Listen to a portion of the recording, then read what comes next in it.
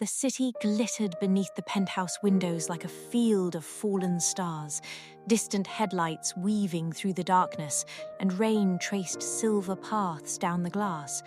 Soft jazz drifted from hidden speakers, low and intimate, and the air carried a faint scent of cedarwood, expensive whiskey, and something unmistakably masculine that seemed to wrap around me from every direction. Warm hands framed my face. Luca DeSantis kissed me like he'd been holding himself back for far too long. His mouth moved slowly at first, almost reverently, as though he was giving me every chance to change my mind, every chance to step away, every chance to tell him this had been a mistake. I never did. Instead, I closed the last fragile inch between us. My fingers found the lapels of his charcoal jacket, clutching the smooth fabric as though the world beneath my feet had suddenly forgotten how to stay still. My knees felt unsteady, my heartbeat louder than the rain outside, and when his forehead brushed mine for the briefest moment, I realized something terrifying. For the first time that day, I wasn't thinking about Daniel. Lucas searched my face before speaking. His grey eyes, so calm only moments earlier, now held something far more dangerous. Concern. Not for himself, for me. His thumb brushed lightly across my cheek, catching a tear I hadn't realized had escaped. Scarlett. He spoke my name as though it deserved to be handled gently. Tell me this isn't just heartbreak. The questions settled quietly between us. Outside, thunder rolled somewhere beyond the skyline, but neither of us moved. I don't want to become the bandage for wounds another man created, he continued, his voice low enough that I almost felt the words instead of hearing them. If you kiss me because you're hurting, I'll stop this now. A laugh almost escaped me, not because anything was funny, because after everything that had happened, after lies, after betrayal, after watching the man I'd spent 3 years loving wrap his arms around another woman, the first man to truly see me was asking whether I was okay. I looked into Luca's eyes, really looked. There was no impatience there, no arrogance, no expectation, only a quiet willingness to walk away if it meant protecting my heart. That should have made was easier. Instead, it made me want him even more. I lifted one trembling hand and rested it against his jaw. If this were only heartbreak, I whispered, my voice barely steady, I wouldn't still be standing here. Something softened in his expression. Not victory. Relief. The kind of relief a man wears after holding his breath for longer than he realized. His forehead rested lightly against mine again. For several quiet heartbeats, neither of us felt the need to speak. The silence wasn't empty.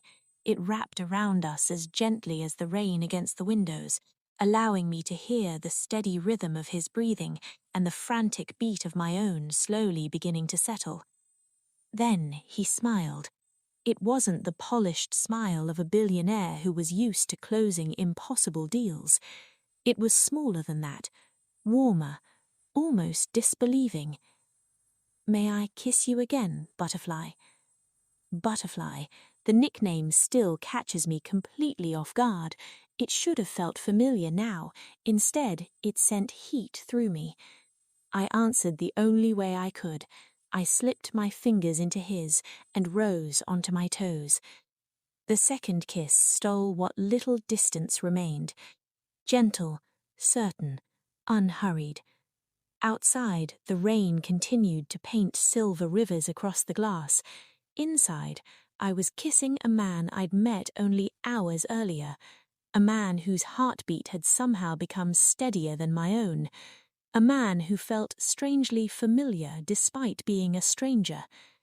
If someone had walked into that suite, they would have seen only 2 people falling into a kiss. They wouldn't have known the engagement ring hidden deep inside my handbag. They wouldn't have known the woman wrapped in Luca DeSantis's arms had once believed her forever belonged to another man. 12 hours earlier, I had still been on my way to surprise my fiancé. I had no idea that before the sun disappeared behind the skyline, my heart would be broken, only to collide with the man who had been quietly watching it from a distance for months. The morning sunlight spilled through my apartment windows in soft golden ribbons, warming the tiny kitchen where fresh coffee brewed beside a vase of white lilies Daniel had sent the evening before. 4 more days. I smiled to myself as I looked at the engagement ring resting on my finger. 4 more days. After 3 years together, I was finally going to become Scarlett Foster. The thought still felt unreal. Mama had cried when Daniel proposed. Mia had screamed so loudly over the phone that I nearly dropped the ring before she'd even finished congratulating me. Even now, I couldn't walk past a bridal boutique without catching my own reflection and wondering what I'd look like walking toward Daniel at the end of the aisle. Life wasn't perfect. Money had been tight while helping Mama recover from her second surgery. Wedding planning had been exhausting. Daniel's long hours at work had stolen more evenings than I'd cared to admit. But relationships weren't perfect. People weren't perfect. Love wasn't supposed to be perfect. It was supposed to be chosen every single day. My phone buzzed against the kitchen counter. Mia. I smiled before answering. Good morning. You sound disgustingly happy. I am. She laughed. I figured. I poured coffee into my favorite mug while balancing the phone between my shoulder and ear. I've got a surprise planned. For Daniel? What kind of surprise? I'm taking lunch to his office. There was a brief pause. Not awkward. Thoughtful. Scar? You know you don't have to keep proving you're the perfect fiancé. I'm not proving anything. You've cooked for him 3 times this week. I like cooking. You also bought him cufflinks yesterday. They matched his suit. And you drove across town because he forgot his laptop charger. I smiled into my coffee. When did you become my accountant? Because somebody has to protect you from loving too hard. I rolled my eyes affectionately. You worry too much. Maybe. She hesitated. Then her tone grew more careful. Has Vanessa been around much lately? The smile faded slightly. She's his secretary. I know she's his secretary. Mia, I'm serious. I rested both hands around my mug. There have been rumors. There are always rumors.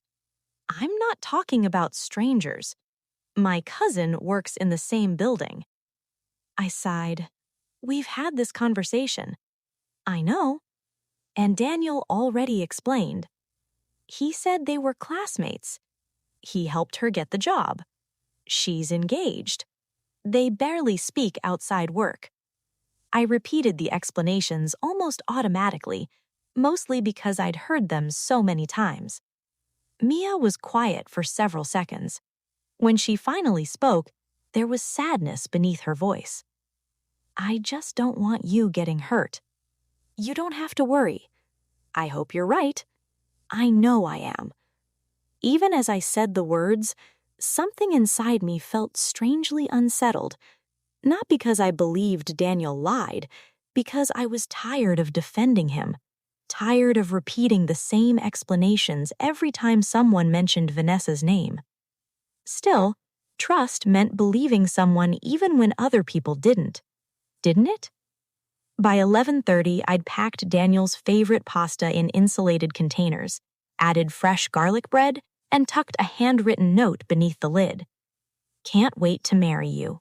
Love, Scarlett. It was cheesy. I knew it.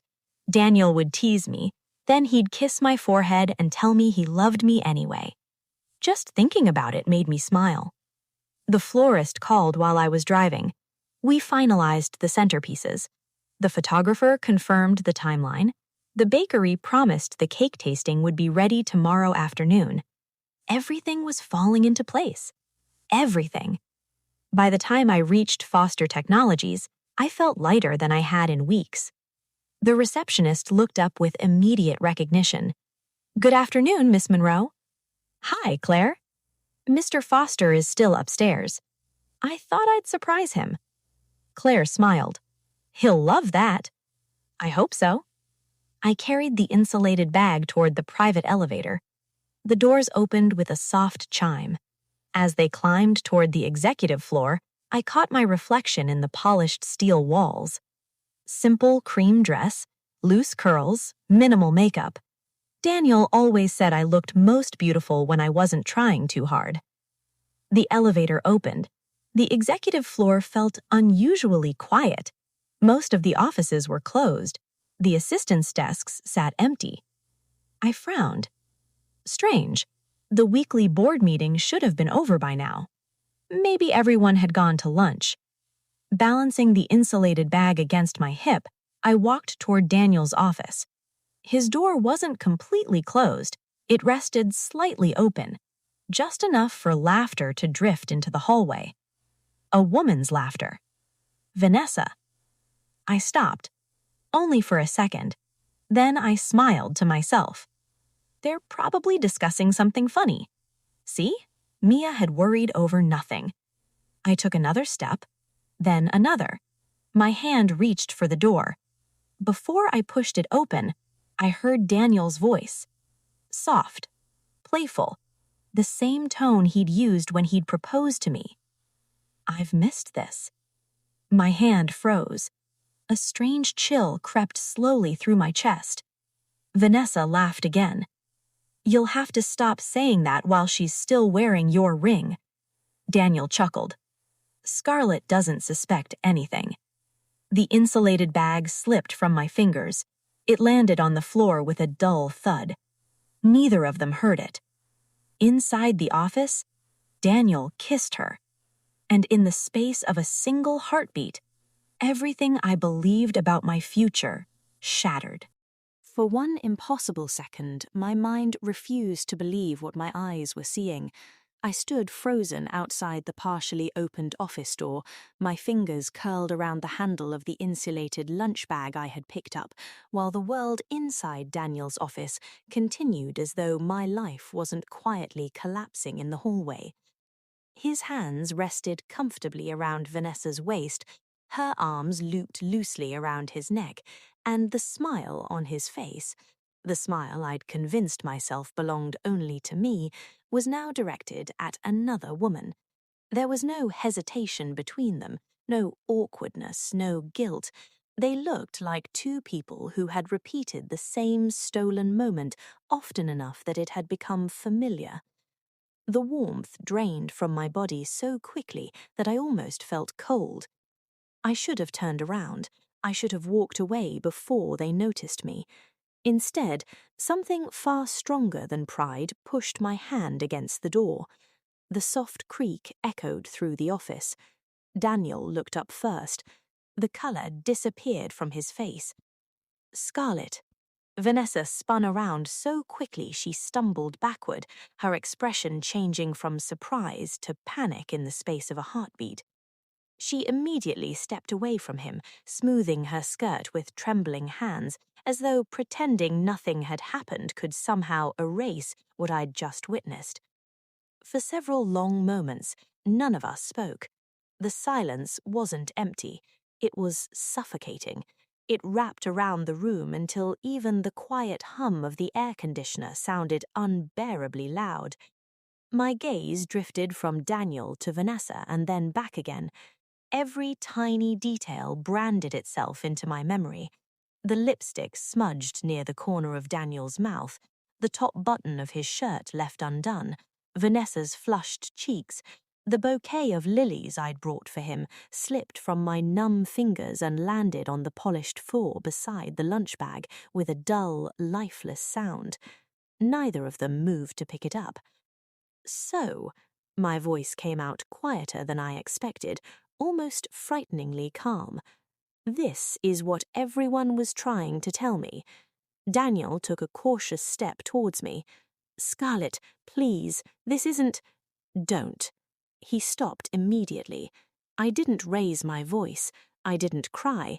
The disappointment sitting inside my chest was somehow heavier than anger. "You don't get to tell me what this isn't. I've spent months defending you. Every time someone questioned your relationship with Vanessa, I defended you. Every single time." His jaw tightened. "You don't understand what you walked into." A bitter laugh escaped before I could stop it. "No." I gestured towards the office behind him. "Then help me understand." Neither of them answered. Not immediately. Vanessa lowered her eyes to the floor. Daniel rubbed the back of his neck, searching for words that refused to come. That silence told me everything. "You know what hurts the most?" I asked softly. "It's not even this." His head lifted. "It's remembering every time I apologized to you." My throat tightened around the words, but I forced them out anyway. "Every time I asked if something was going on between the two of you, you made me feel guilty for doubting you. You looked me in the eye and asked why I couldn't trust the man I was about to marry. I never wanted to hurt you." The sentence landed between us with astonishing emptiness. I stared at him. Then I smiled, not because anything was funny, because I suddenly realized how meaningless those words were. "You've been hurting me for a long time, Daniel. I just didn't know it." Vanessa finally found her voice. "I'm sorry." I looked at her. She seemed genuinely ashamed, but it didn't change anything. "You knew he was engaged." Fresh tears filled her eyes. "I know." "You met my mother." She nodded. "You came to our apartment." Another nod. "You smiled at me while planning my engagement party." She couldn't answer that one. The room became painfully still again. I drew in a slow breath, trying to steady the ache spreading through my chest. Strangely enough, the tears refused to come. Perhaps they were waiting until I was somewhere safer, somewhere no one could watch me break. Daniel moved towards me again, more cautiously this time. "Please let me explain." I looked at the engagement ring resting against my finger. Only that morning it represented forever. Now it felt strangely foreign. Without rushing, I slipped it off. The tiny diamond caught the afternoon light one last time before I placed it carefully on the edge of his desk. On a second thought, I picked it up and slipped it into my handbag. I'd rather sell it and eat pork ribs with the money. I bought this ring believing it meant we'd spend the rest of our lives choosing each other. Now it just reminds me how long you've been asking me to choose someone who stopped choosing me. His eyes widened. "Scarlett, I'm done." The words surprised even me. Not because they were dramatic, because they felt true. For the first time in months, I wasn't trying to save us. I wasn't trying to explain away the obvious. I wasn't trying to convince myself that love could survive on effort from only one person. I turned towards the door. Behind me, Daniel called my name again. This time I didn't stop. This time I didn't look back. I walked out of his office carrying nothing except my handbag and the quiet certainty that the life I'd planned had ended. What I didn't know, what I could possibly have known, was that less than an hour later, soaked by the rain and trying to outrun the worst day of my life, I'd walk through the revolving doors of the Astoria Royale, and for the first time, Luca DeSantis wouldn't simply watch me from a distance. He'd finally walk towards me. I don't remember leaving Foster Technologies. To this day, there are entire stretches of that afternoon I still can't piece together. I couldn't tell you which streets I crossed, or how many traffic lights changed while I stood waiting without really seeing them. My body moved on instinct, carrying me farther and farther away from the office where my future had quietly unraveled, while my mind remained trapped behind that half-open door. The city carried on as though nothing had happened. People hurried along sidewalks with paper coffee cups in their hands. Taxis splashed through rain-soaked intersections. Couples laughed beneath shared umbrellas, and somewhere nearby a street musician played a slow melody that seemed almost cruel in its cheerfulness. I wanted the world to stop. Instead, it kept moving. My phone buzzed again. Daniel. I watched his name appear across the screen before pressing the side button and slipping the phone back into my bag. A second later, it rang again. Then again. By the fifth call, the vibration no longer startled me. It simply reminded me how quickly regret arrives after the truth has already been exposed. A message followed. Please answer. Another. Let me explain. Then another. It isn't what you think. A hollow laugh escaped me as I kept walking. I had seen enough. There was no explanation capable of changing what my own eyes had witnessed. Rain began falling again, light at first, cool drops settling against my skin, before gradually becoming steadier. Within minutes, damp strands of hair clung to my face, but I barely noticed. My thoughts were louder than the storm. Every memory suddenly looked different. The late-night meetings, the cancelled dinner dates, the weekends Daniel claimed he had to work, Vanessa answering his phone because he was busy, the countless times I'd ignored the uncomfortable feeling in my chest because loving someone meant trusting them, or at least I had believed it did. My phone rang once more. This time, it wasn't Daniel. It was Mia. I answered before I could change my mind. Scar? The moment I heard her voice, the composure I'd been clinging to began to crack. You were right. There was a sharp intake of breath on the other end. Scarlett. I found them. The words felt strangely distant, as though someone else were saying them. For several long seconds, Mia said nothing. I could hear only her breathing through the phone, and somehow that quiet kindness made my chest ache even more. Where are you? She asked gently. I don't know. What do you mean you don't know? I've just been walking. Stay where you are, I'll come and get you. I looked around for the first time. Towering glass buildings surrounded me, their reflections blurred by the rain. Across the street stood an elegant stone building with polished brass doors and a discreet sign that read, The Astoria Royale. I think I'm downtown. Send me your location. I don't want you leaving work. I don't care about work. My voice faltered.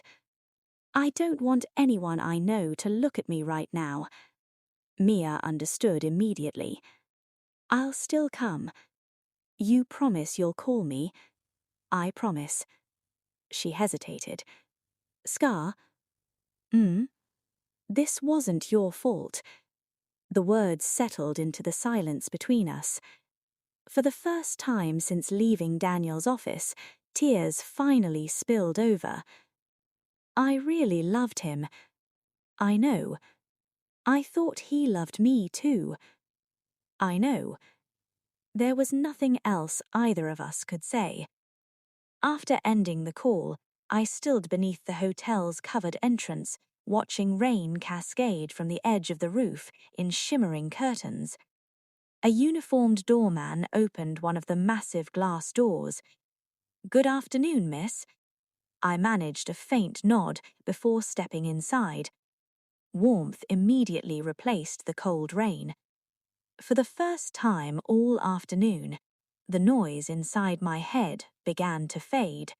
I wandered toward one of the quiet seating areas overlooking the rain-soaked skyline, more interested in finding a place to breathe than anything else. The armchair nearest the window was empty, and I lowered myself into it carefully, suddenly aware how exhausted I felt. My hands rested loosely in my lap, but they wouldn't stop trembling. I folded them together, hoping no one around me would notice. The hotel lobby was elegant in a way that made everything feel distant from reality. Soft piano music drifted lazily through the air, blending with the muted conversations of guests scattered around the room. Somewhere nearby, porcelain clinked gently against glass as waiters moved gracefully between tables. It was peaceful. Too peaceful. The kind of place where heartbreak felt almost out of place. I stared beyond the rain-speckled windows without really seeing the city outside. Every time I closed my eyes, I saw Daniel's office again, his hands around Vanessa, the ease with which he'd looked at her, the complete absence of surprise on her face when he'd kissed her. How long? The question returned again. How long had they been laughing behind my back while I planned a wedding? How many times had I kissed him goodbye, completely unaware that someone else had done the same only hours before? A sharp ache settled in my chest. I pressed my lips together, determined not to cry again. Not here, not surrounded by strangers. Someone laughed softly from another table, and the sound pulled me back to the present. I glanced around absent-mindedly, noticing businessmen finishing late lunches, tourists quietly studying city maps, and couples enjoying coffee as though life had never betrayed them. Everyone seemed to belong somewhere. Everyone except me. I lowered my gaze to my left hand. The pale mark where my engagement ring had rested for nearly a year was still visible against my skin. It looked strangely empty. I traced it absent-mindedly with my thumb, remembering how excited I'd been the day Daniel slid that ring onto my finger. I'd imagined children, anniversaries, growing old together. Now all I could think about was how easily forever had fallen apart in less than 5 minutes. A waiter approached with a polite smile. "Good afternoon, miss. May I bring you anything?" I hesitated before answering. "Just coffee, please." "Of course."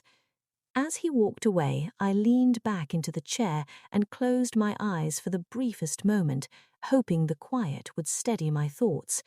Instead, a calm, unfamiliar voice interrupted the silence.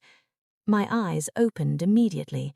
Standing a few feet away was a man I didn't recognize. He was impossibly composed, dressed in a perfectly tailored charcoal suit that looked as though it had been made specifically for him. Dark hair, neatly styled, strong features softened by surprisingly kind grey eyes. He carried himself with an effortless confidence that drew attention without demanding it, yet there wasn't a hint of arrogance in the way he looked at me. There was only quiet concern. For a heartbeat, neither of us spoke. Then he offered a small, reassuring smile. "I hope you don't mind me saying this, but you look like someone who's been carrying the weight of the world for far too many hours." I blinked, caught completely off guard. "I've had better days," I admitted. A faint smile touched his lips. "I thought so." I wasn't usually the kind of woman who entertained conversations with strangers. Under normal circumstances, I would have smiled politely, thanked him for his concern, and found the quickest excuse to end the interaction. But nothing about that day was normal. Besides, there was something strangely disarming about him. He hadn't looked at me the way most men did. His eyes hadn't wandered over my body before meeting my face, nor had his smile carried the practiced confidence of someone expecting to impress me. Instead, he looked at me as though he had noticed something everyone else had overlooked: pain. The waiter returned with my coffee, placing the porcelain cup carefully on the table between us. The stranger thanked him before I had the chance to speak. Only after the waiter walked away did he look back at me. "I hope you don't think I'm intruding." His voice was calm and unhurried, the kind that naturally invited honesty without demanding it. "I probably am." Despite everything, the corner of my mouth lifted ever so slightly. "A little." He smiled, and for the first time since walking into the hotel, I felt something inside me loosen. Not happiness, just relief. The kind that comes when someone isn't trying to fix you. "I'm Luca," he said, extending his hand. His hand remained suspended between us, patient, giving me every opportunity to ignore it if I wished. Instead, I placed my hand in his. His grip was warm, firm without trying to prove anything. The moment lasted no more than a second before we both let go, yet I couldn't explain why my pulse had become suddenly aware of itself. "I'm Scarlett." He repeated my name quietly. Scarlett. Something about the way he said it made it sound entirely new. As beautiful as I'd imagined. The words slipped out so naturally that they caught both of us by surprise. His eyebrows lifted almost imperceptibly before a faint chuckle escaped him. "I suppose I should apologize for saying that out loud." I frowned. "You imagined my name." A brief silence settled between us. Not uncomfortable, more like someone deciding how much truth to reveal. "I've seen you before." My heart skipped. "I'm sorry?" "A few times." He leaned back slightly, resting one arm against a chair. "Mostly near Foster Technologies." Immediately, every protective instinct I possessed stirred. "You've been watching me?" His expression softened with immediate understanding. "I can see how that sounds." "It does." He nodded without taking offense. "So let me explain before you decide to throw your coffee at me." Against my better judgment, I laughed. A real laugh. Small, unexpected. The first one I'd managed all day. "I promise," he continued with an amused smile, "I'm not a stalker." That's exactly what a stalker would say. His laughter was warm this time, quiet enough that it didn't disturb anyone nearby. Fair point. For a brief moment, neither of us spoke. The silence felt surprisingly comfortable. He wasn't staring at me. He wasn't trying to fill every pause with conversation. He simply waited, as though he understood that grief doesn't disappear because someone asks polite questions. Finally, he looked out towards the rain streaking the enormous windows. "I have business meetings downtown fairly often." His tone remained conversational. "The coffee shop across from Foster Technologies makes the best espresso in the city." I couldn't help smiling faintly. "I disagree." "Oh?" "The bakery 2 blocks away is better." His eyes lit up with genuine interest. "So you've tried both?" "I have. And yet we've somehow never met." "I guess not." Another thoughtful pause settled between us before he asked quietly, "Were you waiting for someone today?" The question landed gently, too gently. I looked down at my untouched coffee. "I thought I was."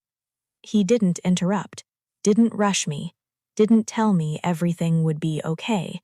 Instead, he simply allowed the silence to stretch naturally until I found the courage to continue.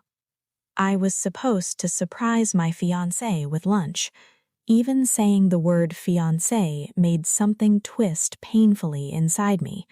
Luca noticed. I could see it in the subtle tightening of his jaw. "What happened?" His voice was barely above a whisper.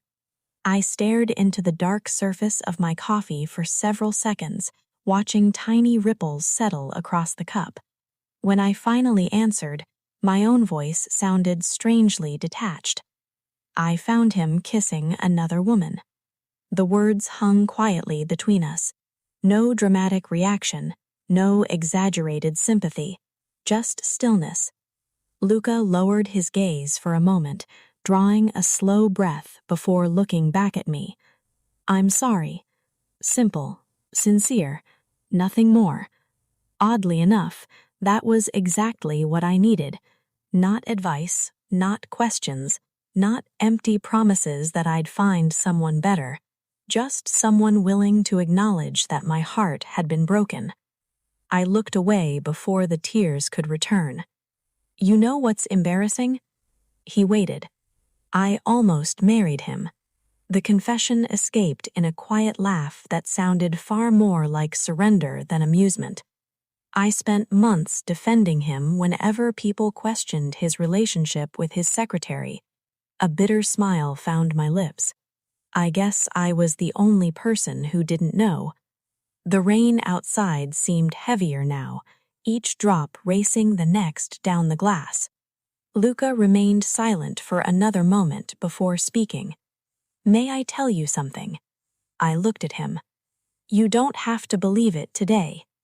His gray eyes met mine with remarkable steadiness. But one person's betrayal should never become the measure of your worth. The words settled somewhere deep inside me, so deep that they hurt, because for the first time since leaving Daniel's office, someone wasn't talking about what Daniel had done. Someone was talking about me, about the woman left standing in the aftermath. And somehow, that mattered more than I expected.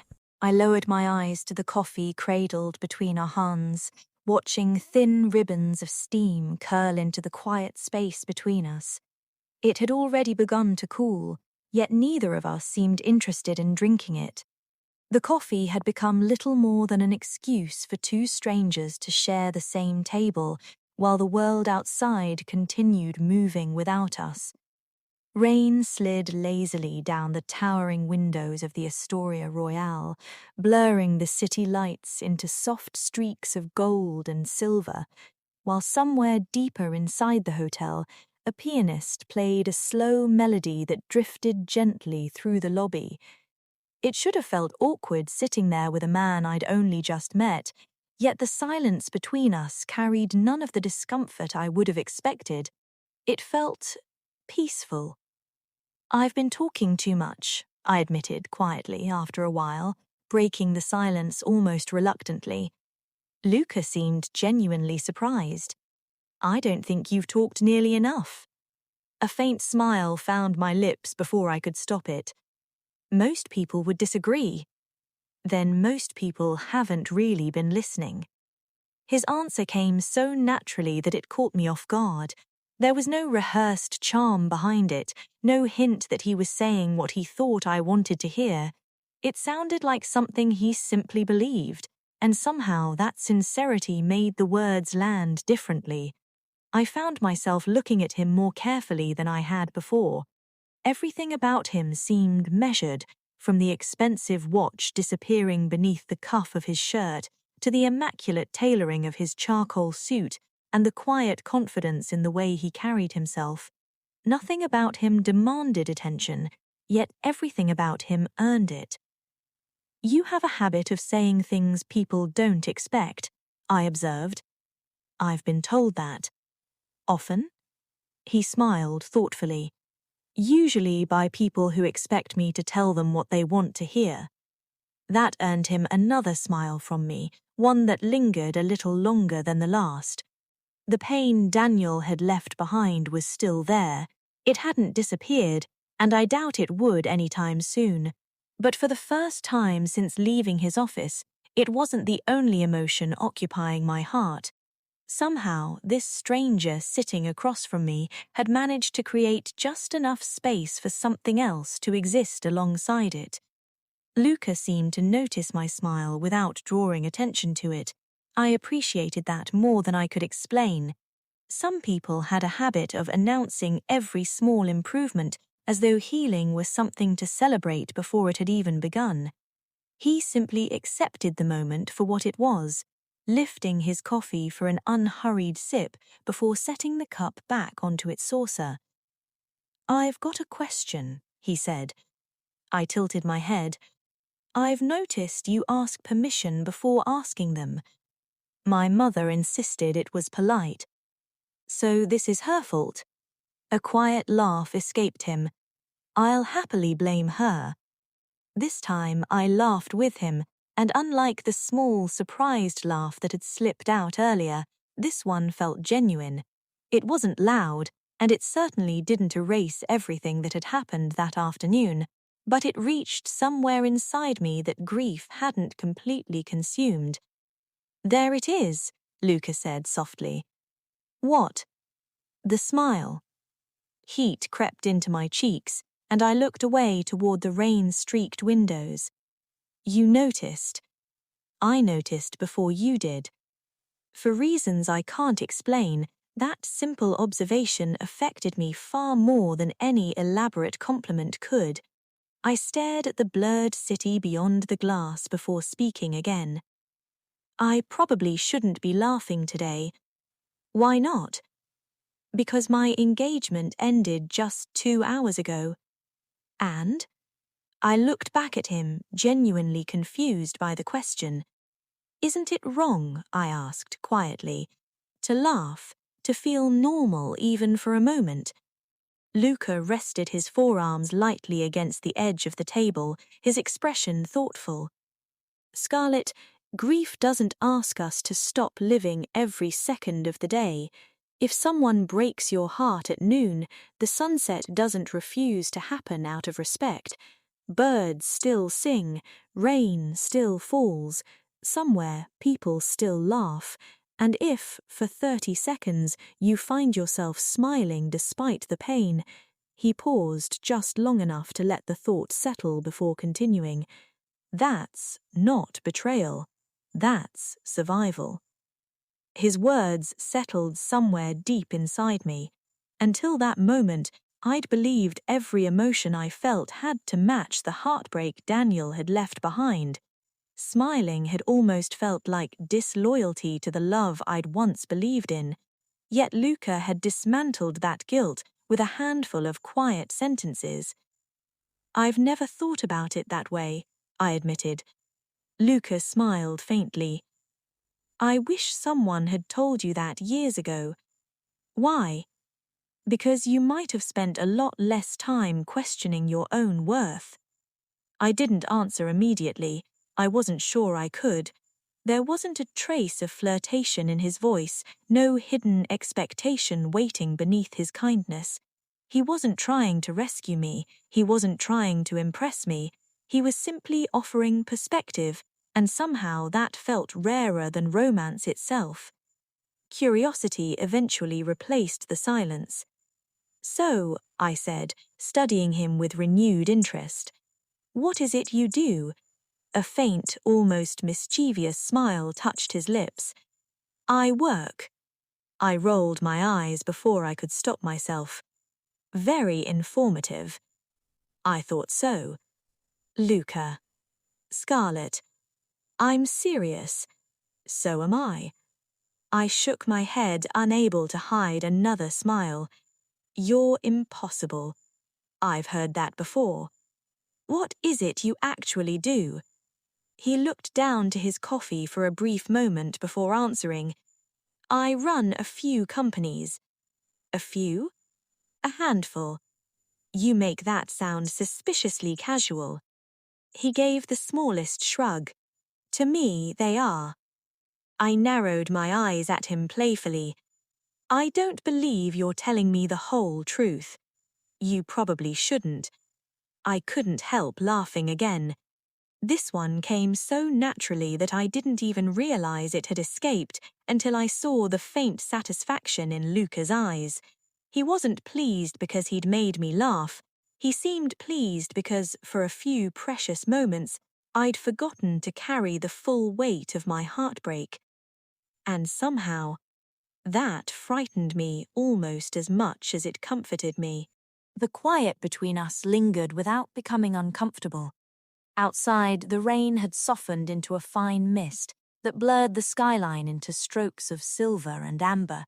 while inside the Astoria Royale, the low hum of conversation blended effortlessly with the piano drifting across the lobby. Time seemed strangely unimportant there. I couldn't remember the last moment I'd looked at the clock, and somehow that realization caught me by surprise. A few hours ago, every second had felt unbearably heavy. Now, without quite understanding how, I'd stopped measuring the day altogether. I lifted my coffee and finally took a sip, making a slight face at how much it had cooled. Luca noticed immediately. "You're pretending to enjoy that." "I'm trying to. It isn't working." I laughed under my breath before setting the cup back onto its saucer. "Is it that obvious? You looked personally offended by the coffee." "I was hoping you wouldn't notice. I notice more than people think." There was no arrogance in the statement. If anything, he sounded almost apologetic about it, and that only made me more curious. I found myself watching him again, trying to understand why someone I'd known less than an hour already felt oddly familiar. It wasn't because he talked constantly. Quite the opposite. He seemed comfortable letting silence exist without rushing to fill it, as though he understood that not every pause needed rescuing. There was something quietly reassuring about that. "So," I said, tilting my head slightly, "what's the secret?" "To what?" "To being this calm." A smile touched his lips. "You've decided I'm calm. I've been trying to figure you out since you sat down. And I haven't succeeded. I was hoping you wouldn't." That earned him a skeptical look. "So you admit you're mysterious?" "I admit people usually reach that conclusion. Is it intentional?" He considered the question for a moment before answering. "I think life becomes a lot more interesting when people discover who you are instead of hearing you describe yourself. I don't know whether that's wise or frustrating. It can be both." I smiled, shaking my head. "You always answer questions with another thought, don't you? Only the interesting ones." Something about the conversation felt effortless. There wasn't the awkwardness I'd expected from talking to a stranger, nor the exhausting politeness that usually filled conversations between people who barely knew each other. We drifted from one topic to another, without either of us trying to impress the other, and somewhere along the way, I realized I wasn't choosing my words as carefully anymore. I was simply speaking. My best friend would say this is completely unlike me. "Oh?" "My best friend, Mia, says I overthink everything." "And do you?" "I usually do. But not today." I looked at him thoughtfully before answering. "I don't think you've given me the chance." His laughter came easily, warm enough that a few nearby guests glanced over before returning to their own conversations. "I'll take that as a compliment. It wasn't meant to be one. I'll accept it anyway." I rolled my eyes, though I couldn't hide the smile that followed. "You really are impossible. I've made peace with that. I can tell." For a moment, neither of us spoke. It wasn't because we run out of things to say. The conversation had settled into the kind of comfortable rhythm where silence no longer felt like an interruption. I rested my chin lightly against my hand, watching people come and go through the grand entrance, while hotel staff moved gracefully across the polished marble floor. A little girl hurried past with a balloon almost as tall as she was, laughing as her father chased after her, and I caught myself smiling at the sight before I even realized I was doing it. "I like that one better." I turned back to Luca. "What one?" "That smile." I sighed dramatically. "We're talking about my smile again. It keeps appearing when you forget you're thinking. I wasn't aware I was being observed. I wasn't observing." He smiled. "I was paying attention." There was something unexpectedly different about those words. They didn't feel like flirtation. They felt genuine. It had been a long time since anyone had paid attention to the little things instead of waiting for their turn to speak. Curiosity got the better of me. "So what else have you been paying attention to?" He didn't answer immediately. Instead, he took a slow sip of his coffee before setting the cup down with the same unhurried composure he'd shown all afternoon. "I've noticed," he said quietly, That every time you start to relax, you catch yourself and pull back. I blinked. I do? You'll smile, then a second later, you look as though you've remembered something that tells you you're not allowed to do it. His words landed quiet accuracy. I hadn't realized I was doing it. I suppose old habits don't disappear overnight. No, he agreed gently. They rarely do. I looked down at the table, tracing an absent-minded circle along the rim of my cup with my fingertip.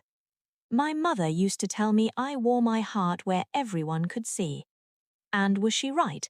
I smiled faintly. Most of the time. I don't think that's something to be ashamed of. I didn't say I was ashamed. No, his voice remained calm. But I think someone convinced you that loving openly was something you'd eventually regret. I looked up at him. Not because I had an answer, but because, for reasons I couldn't explain, I wanted to know how he'd seen through me so easily. I studied him for a quiet moment after his last words settled between us. It was strange how easily he'd looked past the polite version of me I'd shown the rest of the world for years. Most people noticed the smile. Luca noticed the moments before it appeared, and the moments after it disappeared. Instead of feeling exposed, I felt understood. It was an unfamiliar feeling. Perhaps that was why my curiosity finally outweighed my caution. "You've asked quite a lot about me," I said, resting both hands around my coffee cup. "I think it's only fair that I learn something about you." The faintest smile tugged at the corner of his mouth. "So this is my turn?" "I believe it is." He leaned back slightly, the movement relaxed rather than guarded, as though he had expected this moment to arrive eventually. "What would you like to know?" I considered the question longer than I expected. Oddly enough, I wasn't interested in the things people usually asked strangers. I didn't particularly care where he'd gone to university, how much money he earned, or what neighborhood he lived in. None of those things explained why a man would stop to comfort a woman whose mascara probably was ruined by rain and heartbreak. So I asked the only question that truly mattered. What kind of person are you when nobody needs anything from you? The first time since we'd met, Luca looked genuinely caught off guard. A soft laugh escaped him. I wasn't expecting that. I figured. He looked down briefly, almost smiling to himself, before lifting his eyes back to mine. My grandfather used to tell me that character isn't revealed by the rooms full of people applauding you. It's revealed by what you do after everyone leaves. The words carried the quiet weight of something he'd heard 100 times growing up. I've tried to live by that. And have you? I hope so. His answer came without arrogance, without the certainty of someone trying to convince me he was a good man. If anything, it sounded like someone who still questioned himself. I spend most of my days making decisions. Some of them affect hundreds of people, sometimes thousands. I learned a long time ago that titles don't impress me nearly as much as kindness. His fingers traced absent-mindedly along the handle of his coffee cup before adding with a small smile. The janitor who smiles at everyone every morning usually tells me more about a company than the executive giving presentations in the boardroom. I couldn't help smiling. That's a very unusual way to judge people. I've found it to be surprisingly accurate. You sound like someone who spends a lot of time watching people. I do. Why? Because people always tell you who they are. He glanced toward the rain-soaked windows before finishing the thought. They just rarely use words. Something about that sentence lingered with me. It explained why he'd noticed my trembling hands before I'd spoken, why he'd seen the sadness I was trying so hard to hide, why he seemed comfortable allowing silence to exist instead of rushing to rescue it. He had been paying attention from the very beginning. "So," I asked, tilting my head with a smile that came far more naturally now, "should I be worried that you've already analyzed me?" A quiet laugh escaped him. "I don't analyze people. No, I observe them. That sounds suspiciously similar. There's an important difference. I'm listening. When you analyze someone, you're trying to figure them out." His eyes met mine steadily. "When you observe them, you're trying to understand them." I studied him for a quiet moment after his last words settled between us. It was strange how easily he'd looked past the polite version of me I'd shown the rest of the world for years. Most people noticed the smile. Luca noticed the moments before it appeared, and the moments after it disappeared. Instead of feeling exposed, I felt understood. It was an unfamiliar feeling. Perhaps that was why my curiosity finally outweighed my caution. "You've asked quite a lot about me," I said, resting both hands around my coffee cup. "I think it's only fair that I learn something about you." The faintest smile tugged at the corner of his mouth. "So this is my turn?" "I believe it is." He leaned back slightly, the movement relaxed rather than guarded, as though he had expected this moment to arrive eventually. "What would you like to know?" I considered the question longer than I expected. Oddly enough, I wasn't interested in the things people usually asked strangers. I didn't particularly care where he'd gone to university, how much money he earned, or what neighborhood he lived in. None of those things explained why a man would stop to comfort a woman whose mascara probably was ruined by rain and heartbreak. So I asked the only question that truly mattered. What kind of person are you when nobody needs anything from you? The first time since we'd met, Luca looked genuinely caught off guard. A soft laugh escaped him. I wasn't expecting that. "I figured." He looked down briefly, almost smiling to himself, before lifting his eyes back to mine. "My grandfather used to tell me that character isn't revealed by the rooms full of people applauding you. It's revealed by what you do after everyone leaves." The words carried the quiet weight of something he'd heard 100 times growing up. "I've tried to live by that." "And have you?" "I hope so." His answer came without arrogance, without the certainty of someone trying to convince me he was a good man. If anything, it sounded like someone who still questioned himself. "I spend most of my days making decisions. Some of them affect hundreds of people, sometimes thousands. I learned a long time ago that titles don't impress me nearly as much as kindness."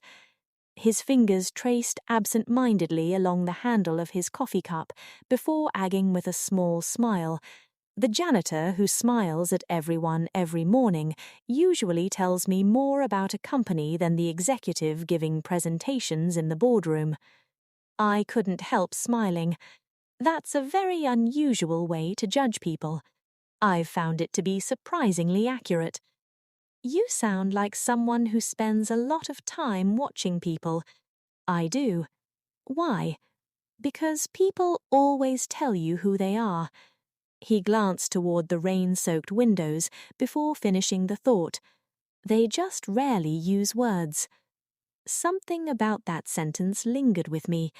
It explained why he'd noticed my trembling hands before I'd spoken, why he'd seen the sadness I was trying so hard to hide, why he seemed comfortable allowing silence to exist instead of rushing to rescue it.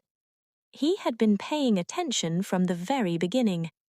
"So," I asked, tilting my head with a smile that came far more naturally now, "should I be worried that you've already analyzed me?" A quiet laugh escaped him. "I don't analyze people. No, I observe them. That sounds suspiciously similar. There's an important difference. I'm listening. When you analyze someone, you're trying to figure them out. His eyes met mine steadily. When you observe them, you're trying to understand them. The distinction settled softly between us. Without realizing it, I looked away, my gaze drifting toward the pale imprint still visible on the finger where my engagement ring had rested. I turned my hand slightly beneath the light, watching the faint mark catch my attention for only a moment before my eyes wandered elsewhere. Luca noticed. Of course he noticed. But unlike so many others might have, he didn't look at the empty place on my hand with pity. He simply looked at me. Not as someone broken, not as someone who needed saving, just me. He said after a thoughtful pause, "I imagine that today wasn't supposed to look anything like this."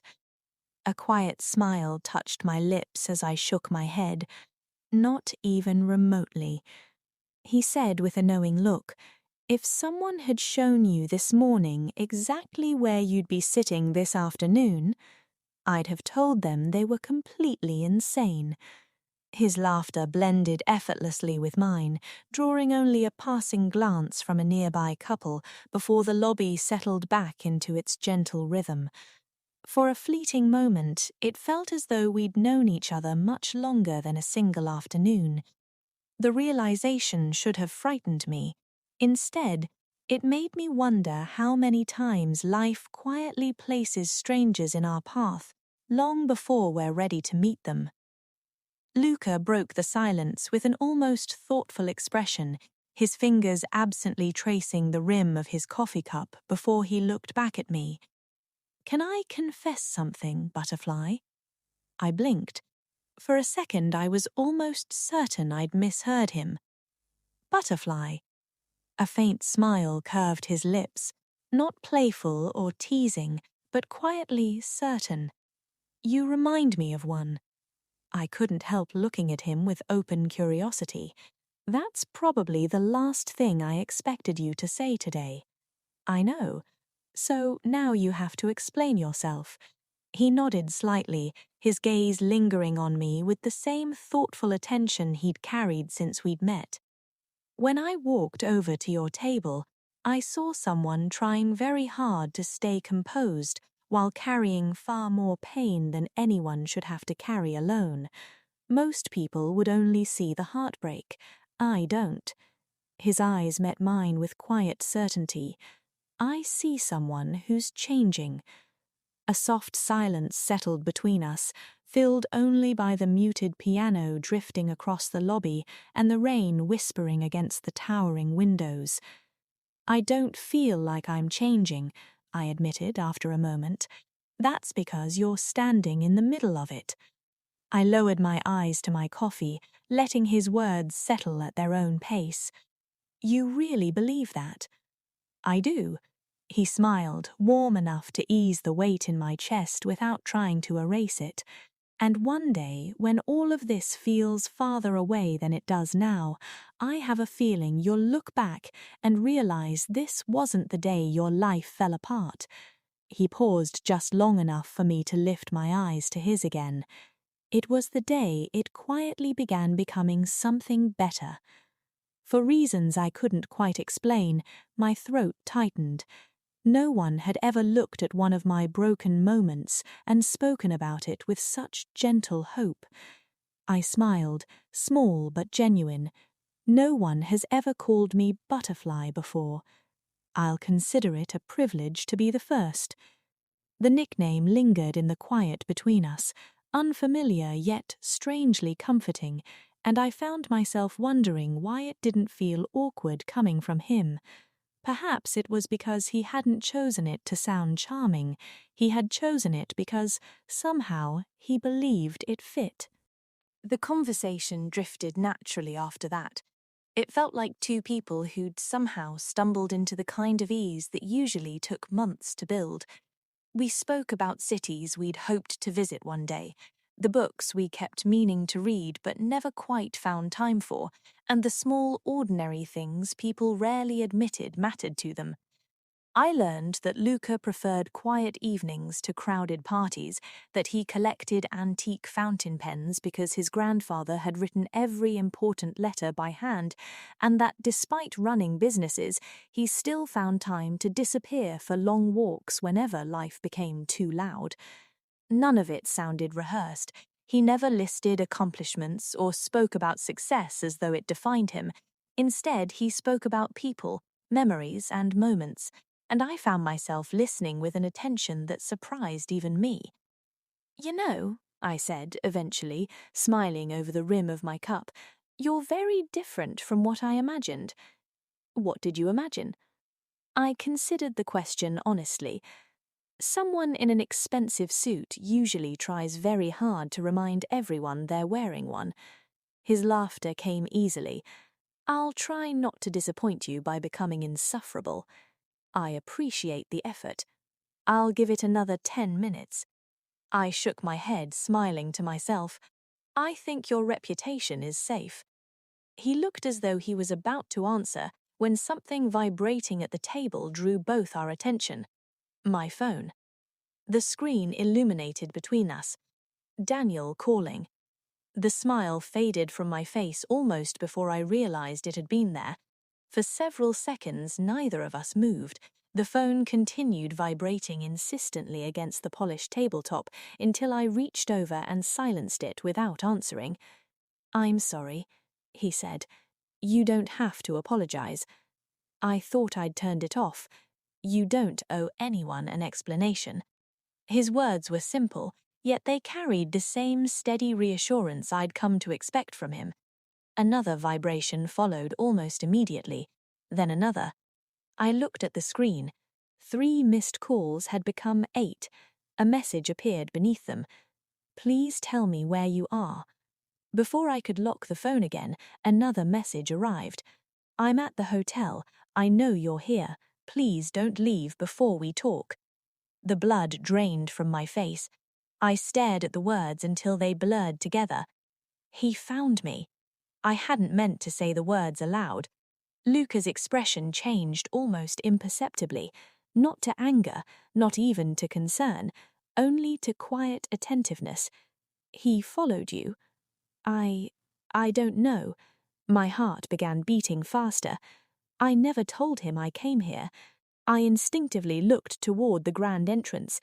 Guests continued coming and going beneath the revolving doors, umbrellas shaking off the last traces of rain, while uniformed staff welcomed new arrivals with practiced smiles. Everything looked normal, too normal, until I saw him, Daniel. He stepped through the entrance with hurried determination, his eyes scanning the lobby until they landed on me. The moment our gazes met, he started walking, fast. I felt my stomach tighten. For one foolish heartbeat, an old instinct whispered that I should stand up and meet him halfway, that I should make this easier, calmer, quieter. Instead, I stayed exactly where I was. By the time Daniel reached the table, his breathing was uneven, his hair damp from the rain, and the desperation on his face was unlike anything I'd ever seen. "Scarlett." He stopped just beside my chair. "I've been looking everywhere for you." I looked at him calmly. "You found me." His eyes searched my face as though hoping to find the woman who had walked into his office carrying lunch only hours earlier. She wasn't there anymore. "I've been calling you for hours." "I know. Why didn't you answer?" I held his gaze. "What exactly did you think another conversation would change?" He opened his mouth, closed it again, then ran a frustrated hand through his damp hair. "I made a mistake." The words hung between us. I felt nothing. Not satisfaction, not anger, just an unexpected emptiness. "A mistake," I repeated quietly. "Daniel, forgetting an anniversary is a mistake." My voice remained calm. "So is sending a text to the wrong person."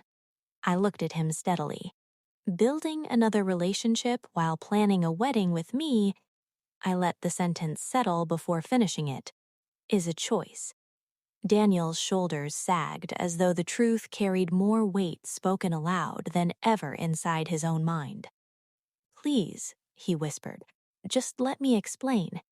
I drew a slow breath. "I already listened to your explanation in your office." He frowned. "You barely gave me a chance to speak. I gave you 3 years." The words came quietly, without bitterness, without anger, just truth. And somewhere during those 3 years, you stopped choosing us. A heavy silence settled over the table. For the first time since he'd arrived, Daniel's attention shifted toward Luca. His eyes narrowed ever so slightly. "And who exactly is this?" Before Luca could answer, I spoke first. "A man who showed me more respect in one afternoon than you managed in months." Daniel looked back at me, disbelief written plainly across his face. "You've known him for what, an hour?" "No."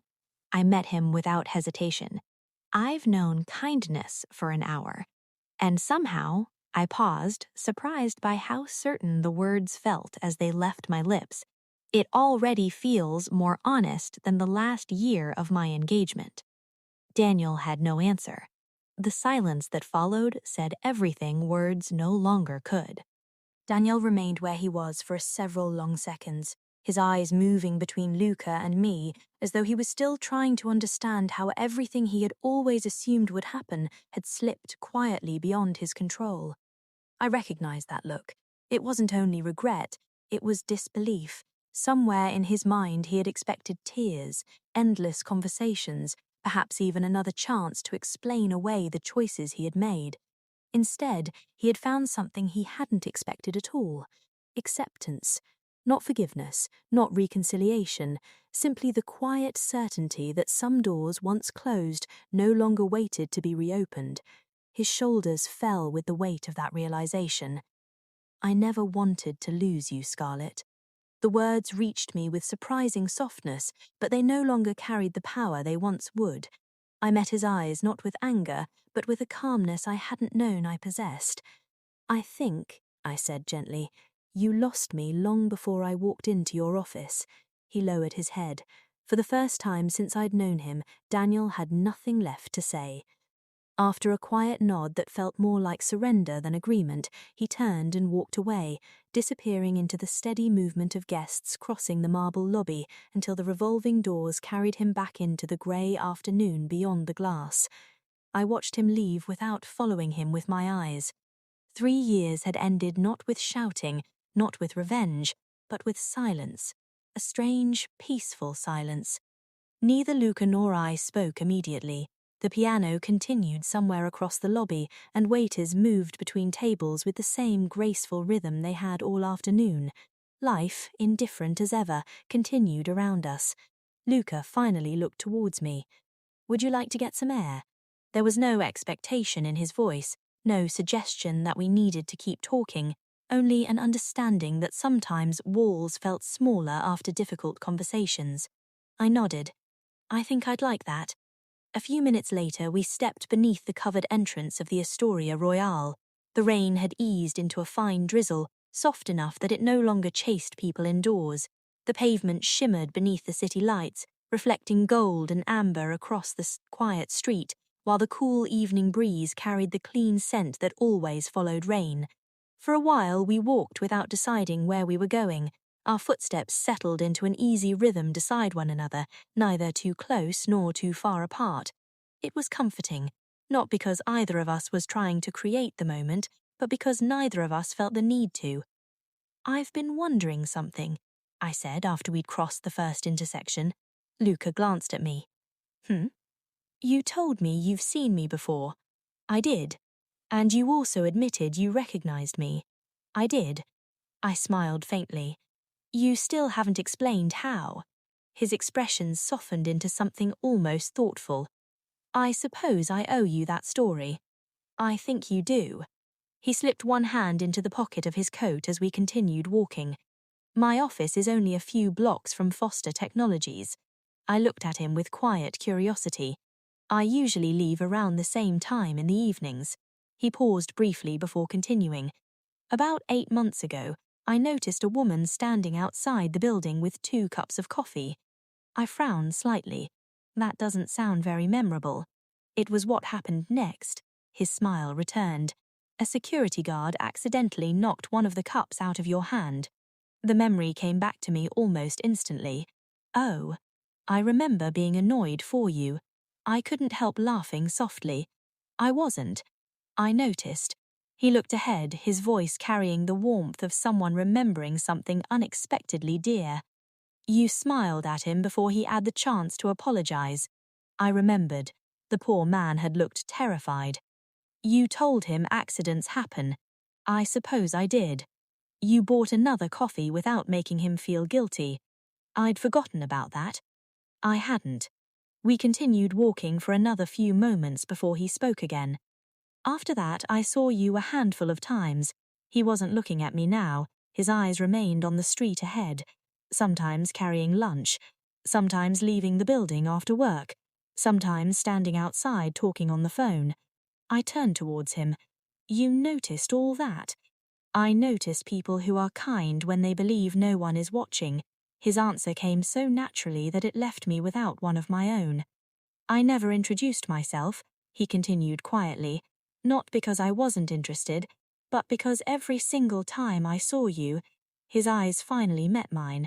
You were wearing an engagement ring. The words settled gently into the evening air. I assumed you were happy. His voice remained calm. And if the woman I admired had already found the man she wanted to spend her life with, then the respectful thing to do was to wish her well from a distance. I stopped walking, not because I meant to, because my feet simply refused to take another step. Luca noticed and stopped beside me. For several quiet seconds, neither of us spoke. I searched his face, trying to find some trace of exaggeration, some hint that he was telling me what he thought I wanted to hear. I found none. You never approached me, I said softly, because you respected a relationship you weren't even part of. He smiled gently. I couldn't ask someone to honor love while refusing to honor hers. Something inside me shifted, not suddenly, not dramatically, quietly, like the first light slipping through curtains after a long night.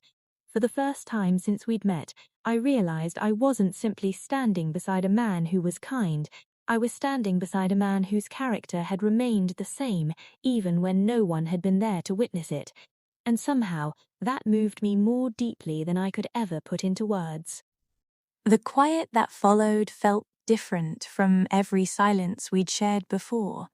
Somewhere between coffee that had long since gone cold, conversations that had wandered from heartbreak to childhood memories, and an evening walk through rain-washed streets, the distance between us had disappeared so gradually that I hadn't even noticed it happening.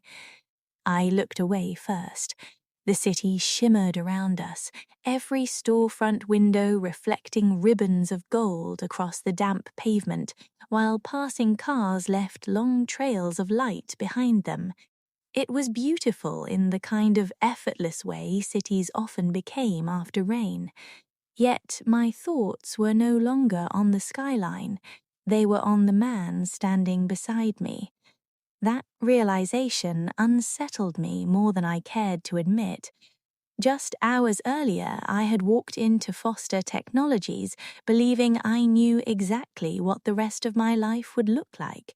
I had been planning seating arrangements, tasting wedding cakes, choosing flowers, and discussing honeymoon destinations. Now I was standing on a quiet sidewalk beside a man I had met that same afternoon. And somehow, the safest place I'd found all day wasn't my apartment, or the embrace of someone I'd loved for 3 years. It was here. That frightened me. Not because Luca had done anything wrong, but because nothing about this made sense. I released a slow breath before offering him a small, almost apologetic smile. I should probably go. The words felt far heavier than they should, as though saying them aloud somehow made the evening begin to slip away. Luca didn't answer immediately. He simply studied my face with the same quiet attentiveness that had followed every conversation we'd shared, as though he were listening not only to my words, but to everything I hadn't found the courage to say. After a moment, he asked softly, "Should you, or do you think you should?" The question caught me completely off guard. I searched his face before admitting with a quiet sigh, "I don't know the difference." A faint smile touched his lips. "I think you do." I lowered my gaze to the rain-speckled pavement, watching tiny reflections beneath the streetlights. My emotions are a mess. I don't even know what I'm feeling anymore. His answer came without hesitation, calm and reassuring as ever. "I know." A small, embarrassed laugh escaped me before I could stop it. "You're making it very difficult to argue with you." He smiled gently, his eyes softening. "I'm not trying to. I'm trying to understand you." For several quiet moments, neither of us moved. A cool breeze drifted through the street, lifting a loose strand of my hair across my cheek. I folded my arms lightly around me, though I wasn't entirely sure whether I was trying to keep out the evening chill or steady the strange uncertainty growing inside me. "I've spent the whole day watching my future disappear. I don't trust myself to make decisions tonight." His voice became barely above a whisper. His reply came without hesitation, calm and reassuring as ever. "You don't." I looked at him, surprised by the certainty in his voice. "I don't?" He shook his head. "No, you don't have to decide what tomorrow looks like. You only have to decide whether you're ready to go home." His words settled gently inside me. Somewhere along the way, I'd begun treating my entire future as though it demanded an answer before the day could end, as though I needed to know, before the sun rose again, whether I'd ever love someone else, whether I'd ever trust again, whether the life I'd imagined could somehow be replaced. It didn't. Tomorrow didn't require every answer tonight. I smiled faintly, almost to myself. "You always make things sound simpler than they feel." A quiet smile found his own lips. "No, I just separate today from forever." The words lingered in the cool evening air long after he'd spoken them. "Today from forever." I repeated them silently, surprised by how much lighter they made tomorrow seem. After a long pause, I looked back at him and said quietly, "I still think I should leave." To my surprise, he nodded. "You probably should." I blinked. I wasn't expecting him to agree. His smile remained calm, almost amused. "I don't want to keep you somewhere you no longer want to be." A small laugh escaped me. "I didn't say I didn't want to be here." "No," he replied softly, his eyes never leaving mine. I lowered my eyes again, suddenly aware of how quickly my heart had begun to beat. Something about the way he looked at me made pretending increasingly difficult. I cared, far more than I should have, far more than made any sense. And perhaps that's exactly why leaving suddenly felt like the safest thing I could do. Drawing in a slow, steady breath, I forced a small smile onto my face, hoping it looked far more convincing than it felt. I really should go. This time I actually took a step backward, then another, not because I wanted to put distance between us, but because staying suddenly felt far more dangerous than leaving. Luca didn't move. He simply watched me with that same quiet steadiness that had accompanied every conversation we'd shared since we'd met. There was no panic in his expression, no desperate attempt to stop me, no impatience disguised as confidence. He seemed to understand that some moments couldn't be chased. They had to be trusted. I managed another small smile. "Thank you." His head tilted ever so slightly. For what? For today? The words came more easily than I expected. For listening, for not asking me to be stronger than I chest ache. You don't owe me thanks, Butterfly. The nickname settled over me with a warmth I hadn't expected. It was becoming strangely familiar, and somehow that frightened me almost as much as it comforted me. I looked away before he could notice the effect it had on me. I do. You don't. I've known you for less than a day. I know. And somehow, a nervous laugh escaped before I could stop it. I feel safer standing here with you than I have in a very long time. The confession lingered quietly between us. It wasn't dramatic, it wasn't planned, it was simply the truth. For the first time since we'd met, Luca looked almost uncertain, not uncomfortable, just careful, as though he understood the weight of what I'd entrusted to him and had no intention of mishandling it. "I don't want to become another reason you're confused," he said gently. I frowned. "What do you mean?" He searched briefly for the right words before answering. "It means today began with someone breaking your heart." His voice remained calm, steady, almost impossibly patient. "I don't want tonight to become something you regret tomorrow." A strange ache spread quietly through my chest. "Do you really think I would regret meeting you?" "No." His answer came without the slightest hesitation. "I think you might convince yourself you should." I stared at him. The frightening part was, he was right. Because that was exactly what I'd been trying to do ever since I'd realized I didn't want the evening to end. "I've been arguing with myself for the last hour," I admitted softly. "I know." A small laugh escaped me. "You keep saying that." "Because I keep noticing."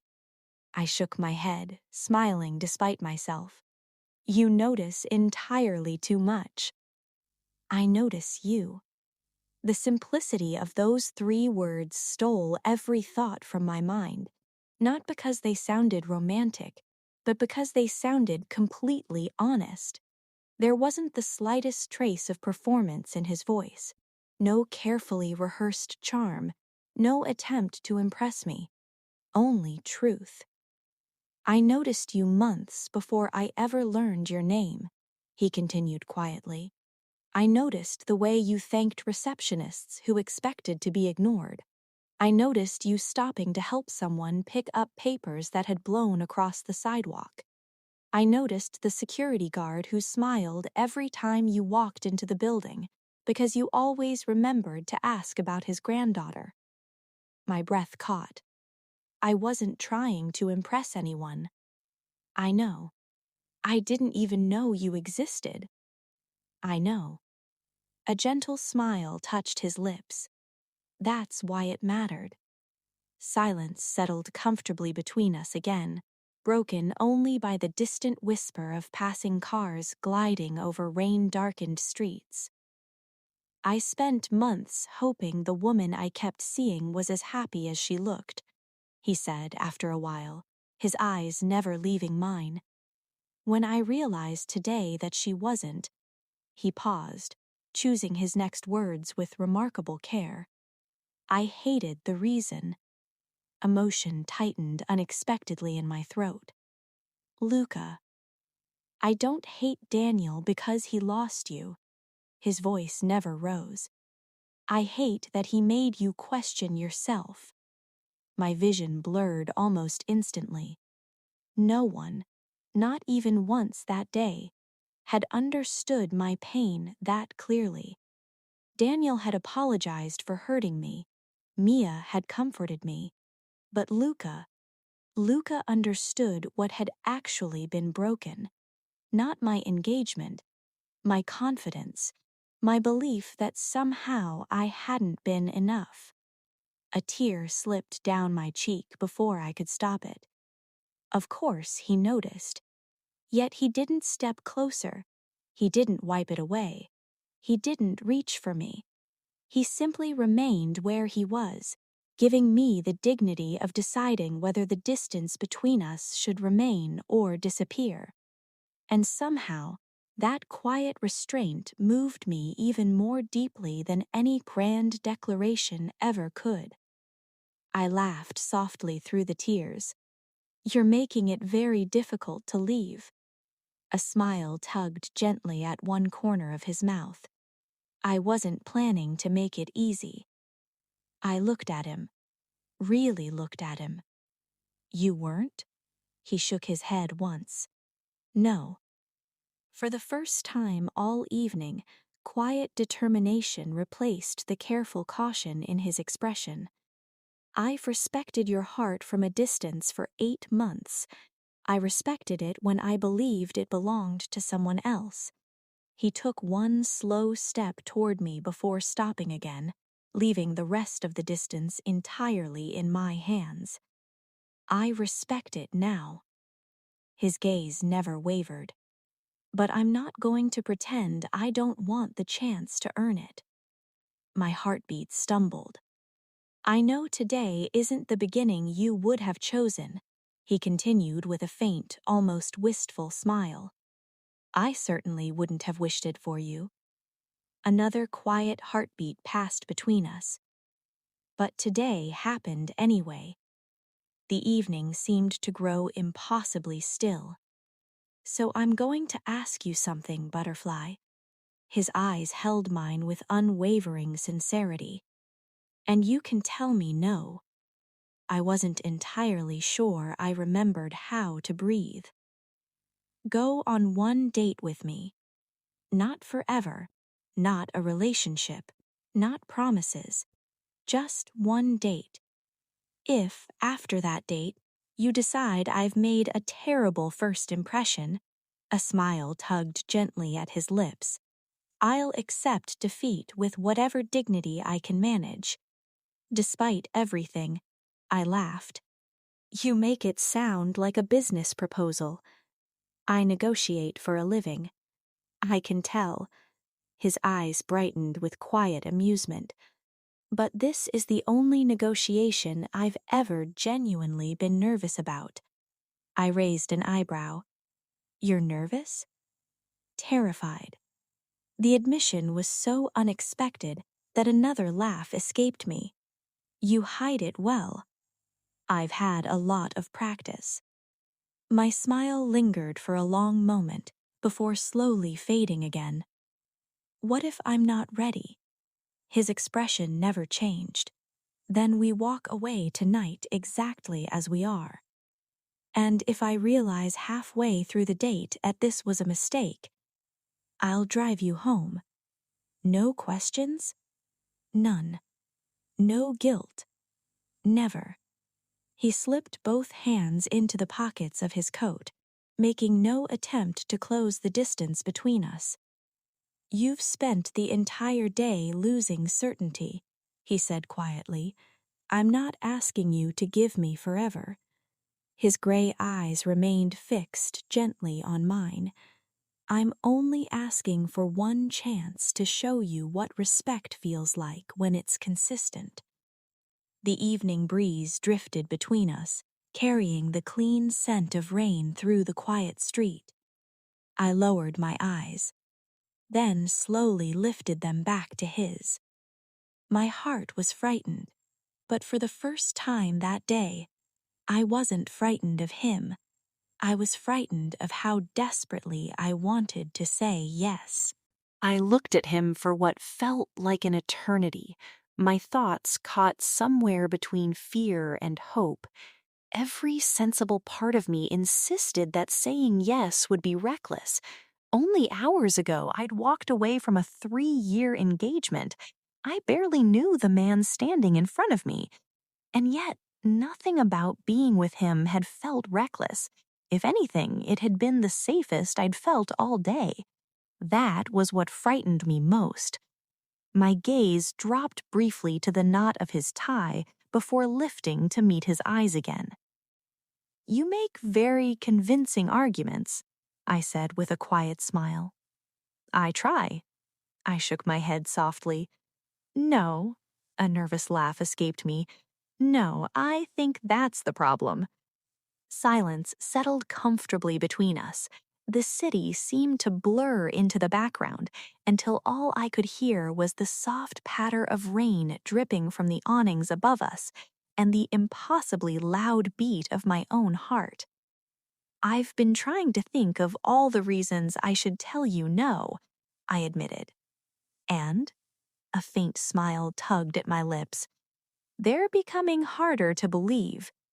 Something warm flickered across his face, though he still made no move towards me. He simply waited, giving me the space to decide for myself. Somewhere in that quiet patience, I realized he'd spent the entire evening respecting every boundary I hadn't even known I needed. He had never rushed me, never cornered me, never tried to persuade me into feeling something I wasn't ready for. He had simply stood beside me, steady and kind, allowing me to find my own way. My fingers tightened briefly around the strap of my handbag before I let out a slow breath. I'm still scared. I know. I don't know what tomorrow is supposed to look like. You don't have to. I don't even know if saying yes is the right decision. His smile remained gentle. Then don't say it because it's right. I frowned slightly. What do you mean? Say it because it's honest. The words settled quietly inside me. Honest. Not perfect, not certain, just honest. I held his gaze for another long moment before a small smile found its way onto my face. I wasn't flirting with you. I know. I took a slow step towards him. I was trying to convince myself not to say yes. Another step closed the remaining distance between us. But I don't think it's working anymore. For the first time that evening, genuine surprise softened his expression. I stopped close enough to notice tiny droplets of rain still clinging to the lapel of his coat. My hand lifted almost hesitantly before my fingers curled gently around his tie. His eyes searched mine, silently asking a question he refused to put into words. I answered him without speaking. Giving his tie the slightest tug, I drew him down until he was just close enough. Rising onto my toes, I closed the final inch between us and kissed him. The world disappeared. There was no hotel, no passing traffic, no city. Only warmth, only the astonishing gentleness with which he kissed me back, as though he understood exactly how fragile this moment was and intended to protect it with everything he had.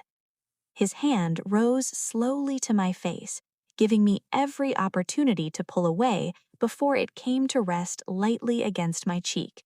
He wasn't holding me there, he was simply holding me.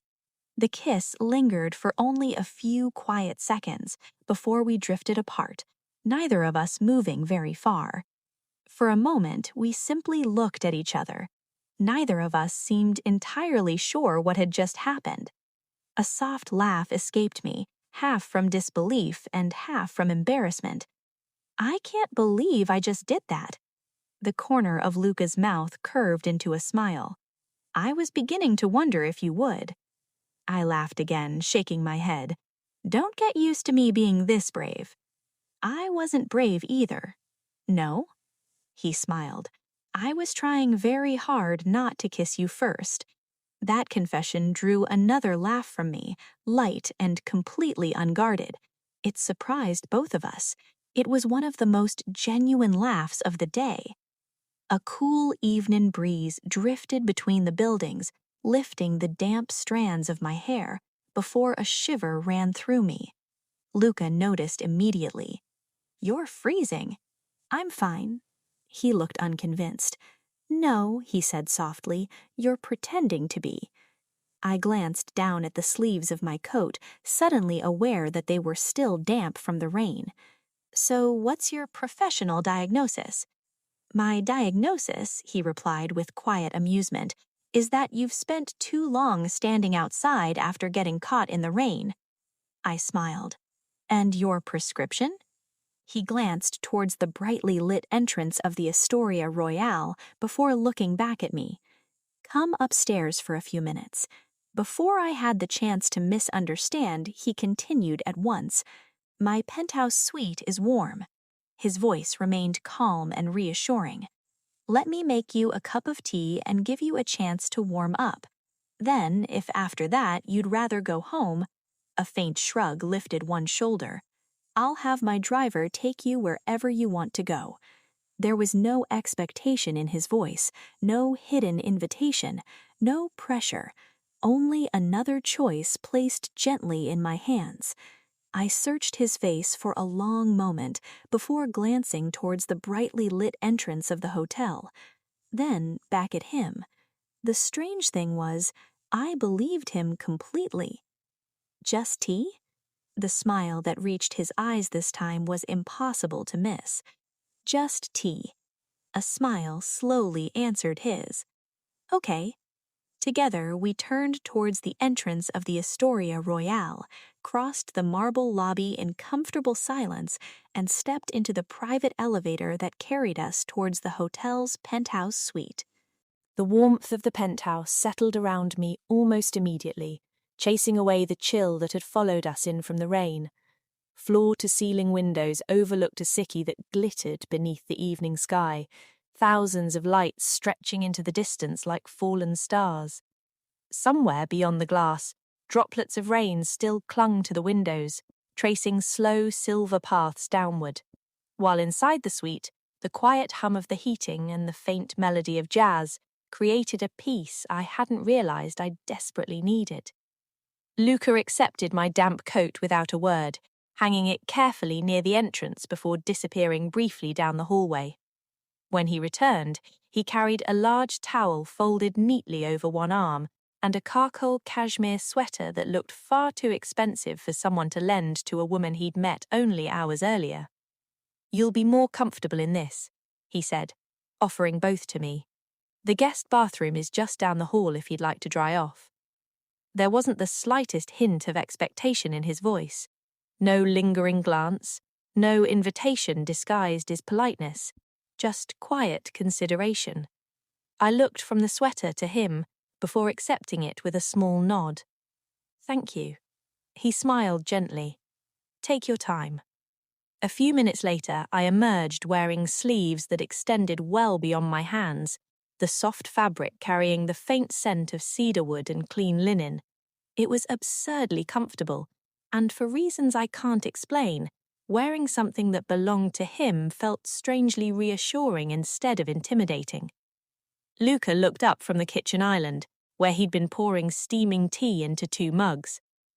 "I hope you don't mind tea," he said, with an apologetic smile. It seemed more appropriate than coffee. I found myself smiling. "I think we've had enough coffee for today." A quiet laugh escaped him. I was thinking the same thing. He carried one mug towards me before placing it on the coffee table, careful not to stand too close. "You don't have to stay long," he said. "Whenever you're ready, I'll have my driver take you home." The words should have made leaving easier. Instead, it made it harder. I wrapped both hands around the warm mug without taking a sip. All evening he'd done the same impossible thing over and over again. He'd given me reasons to trust him, without ever asking me to.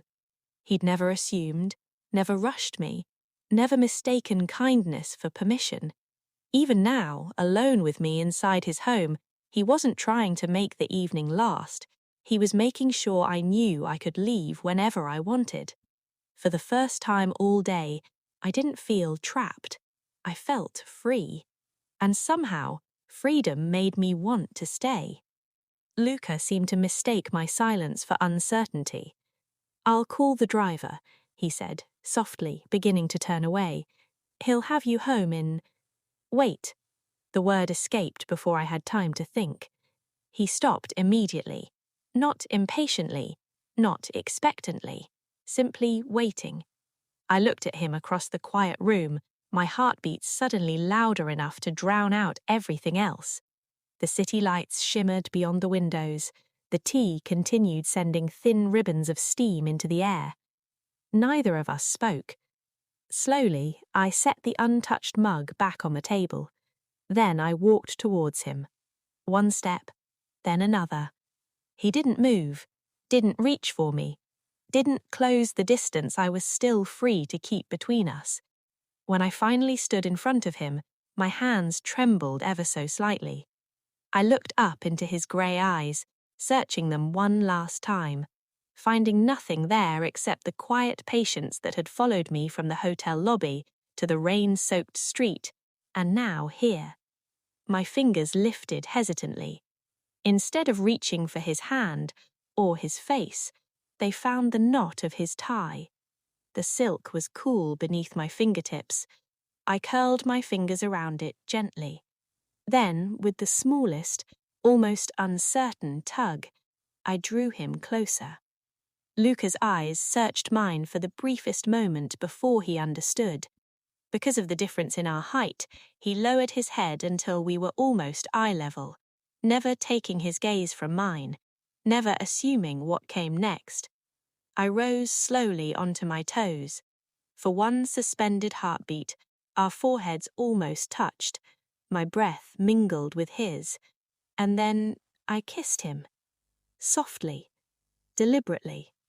Not because I was lonely, not because I was broken, not because I needed someone to erase what Daniel had done, but because somewhere between a cup of coffee, a walk through rain-washed streets, and countless quiet acts of kindness, this man had made me feel seen.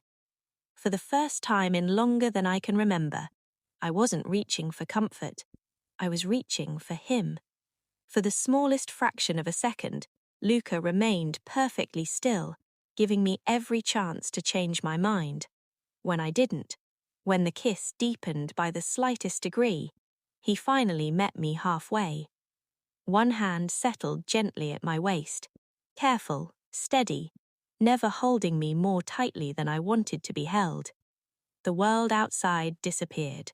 The rain, the city, the heartbreak, everything faded beneath the quiet certainty of the moment we were creating together.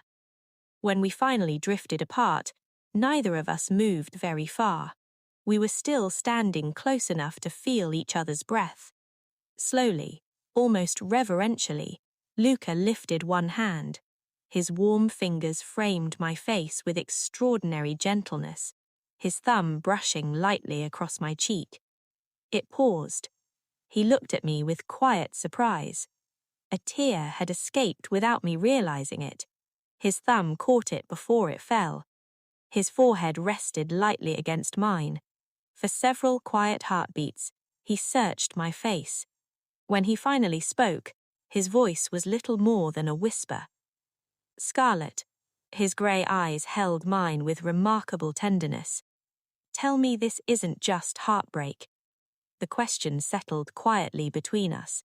Outside, thunder rolled somewhere beyond the skyline, but neither of us moved. "I don't want to become the bandage for wounds another man created," he continued, his voice low enough that I almost felt the words rather than hearing them. "If you kiss me because you're hurting, I'll stop this now." A laugh almost escaped me, not because anything was funny, because after everything that had happened, after lies, after betrayal, after watching the man I'd spent 3 years loving wrap his arms around another woman, the first man to truly see me was asking whether I was okay. I looked into Luca's eyes, really looked. There was no impatience there, no arrogance, no expectation, only a quiet willingness to walk away if it meant protecting my heart. That should have made this easier. Instead, it made me want him more even. I lifted one trembling hand and rested it against his jaw. "If this were only heartbreak, I wouldn't still be standing here," I whispered, my voice barely steady. Something softened in his expression. Not victory, relief, the kind of relief a man wears after holding his breath for longer than he realized. His forehead rested lightly against mine again. For several quiet heartbeats, neither of us felt the need to speak. The silence wasn't empty. It wrapped around us as gently as the rain against the windows, allowing me to hear the steady rhythm of his breathing and the frantic beat of my own slowly beginning to settle. Then he smiled. It wasn't the polished smile of a billionaire who was used to closing impossible deals. It was smaller than that, warmer, almost disbelieving. "May I kiss you again, Butterfly?" Butterfly. The nickname still catches me completely off guard. It should have felt familiar now. Instead, it sent heat through me. I answered the only way I could. I slipped my fingers into his and rose onto my toes. The second kiss stole what little distance remained. Gentle, certain, unhurried. Outside, the rain continued to paint silver rivers across the glass. Inside, I was kissing a man I'd met only hours earlier, a man whose heartbeat had become somehow steadier than my own, a man who felt strangely familiar, despite being almost a stranger. If someone had told me that morning, losing the man I'd planned to marry would become the greatest love story of my life, I would have laughed through my tears and called them crazy. But life has a strange way of disguising its greatest blessings as its most painful endings. I walked into that day believing I was about to lose everything that mattered. I walked out of it realizing I had only lost what was never truly mine. Sometimes the wrong person leaves, so the right one no longer has to love you from a distance. And looking back now, I don't remember that day as the day my heart was broken. I remember it as the day it finally found its way home.